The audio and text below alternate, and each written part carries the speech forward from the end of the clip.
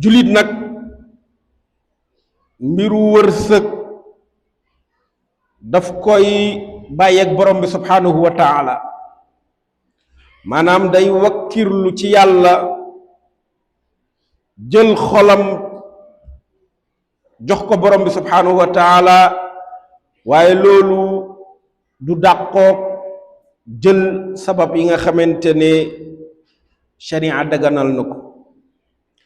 moo tax nit ki donte lottu nga la borom bi subhanahu wa taala dogal ci yow ding ci jot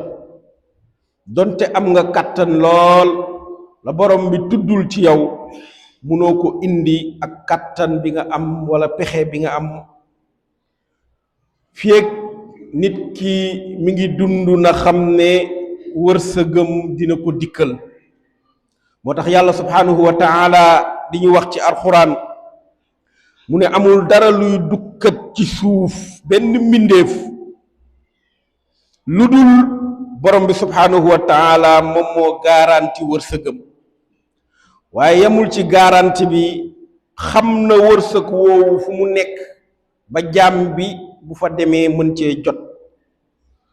waaye nag borom bi subhanahu wa taala it moom moo xam jaam boobu ban bërëb lay faatoo kon lépp li nga xamante ne borom bi subhanahu wa taala bind na ko ci mbindeef wërsëgam ak wërsëg woo fu mu nekk ak moom moomu mbindeef boobu fu muy faatoo lépp borom bi subhanahu wa taala mi ngi ko denc ci lawxul mahfuuz